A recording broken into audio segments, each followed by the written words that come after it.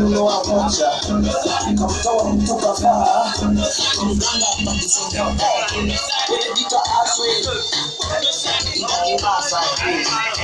kama Facebook kasi anaomba wanisikie Dukrena Omate ya shoko nataka kulipa madeni ndio kwa mkopo Sabe,